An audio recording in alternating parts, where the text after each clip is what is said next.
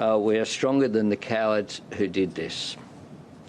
And I want to conclude finally by saying that the government is prepared to take whatever action is necessary.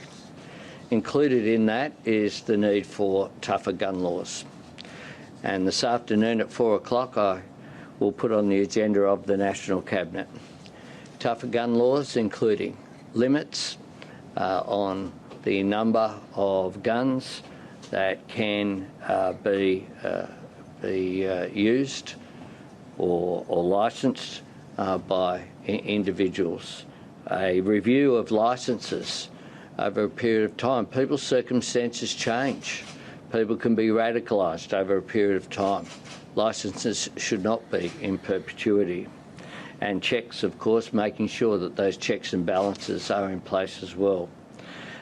We will I'll take to National Cabinet this afternoon a proposal to empower agencies to examine what can be done in this area. Quite clearly, the Howard government's gun laws have made an enormous difference in Australia and are a proud moment of reform, quite rightly, achieved across the Parliament with bipartisan support.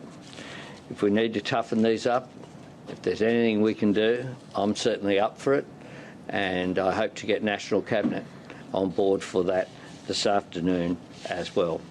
I'll ask the Minister to make some comments, and then the Acting Deputy Commissioner, Nigel Ryan, to make some comments as well. Thanks, Prime Minister. Yesterday. All right, let's leave that media conference there. Prime Minister Anthony Albanese making some remarks, including suggesting that the country may need tougher gun laws. Australia already has very strict gun laws. There is a misconception that gun ownership is legal in Australia. That is incorrect. You just need a licence. But Anthony Albanese is saying, well, perhaps those licences do need review from time to time. The legislation may require an update. Well, let's get further insights now on the situation with Samantha Jones, Criminology lecturer at Charles Sturt University.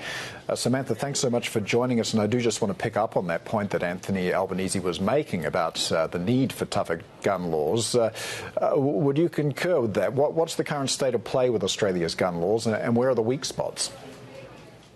I had made comment earlier today in other media interviews that one of the things that was more than likely that the government was going to start looking at was licensing of weaponry within Australia, so the gun laws. Now, we had tightened our gun laws after the Port Arthur massacre quite a number of years ago, and since then we haven't had another significant issue in terms of people utilising weapons the way that it was in the massacre until yesterday and last night.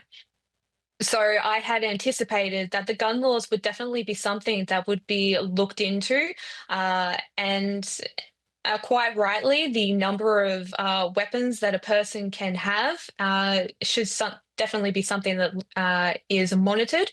And I would anticipate that the government will be trying to identify where the gaps and loopholes are within our legislation to ensure that people are responsible with their guns as well. So what's the current limit for gun ownership in Australia? Because the father, now deceased, Sajid Akram, owned 6 weapons, all of which police have been recovered. Was he operating within the rules? Based on the evidence that we currently have at the moment, he was acting within the legislative grounds to have a licence, and there was no evidence to suggest that he was going to use the weapons outside of hunting or using it at a range.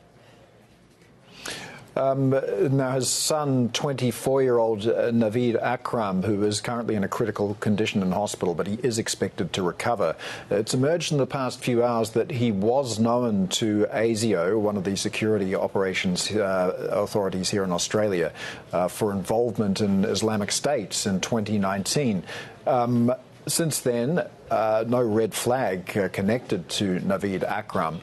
But are these the sorts of conditions, perhaps, that Anthony Albanese is talking about when he was speaking there about the need to review the conditions of licences? I mean, it is quite possible. Again, this is still an ongoing investigation, so we do not have all the details of what is actually happening inside that investigation as it stands. I would anticipate, again, that what the intelligence and policing communities will be doing at this point is identifying the associates of the 24-year-old and where those links will go to determine if there is any possibility of another attack.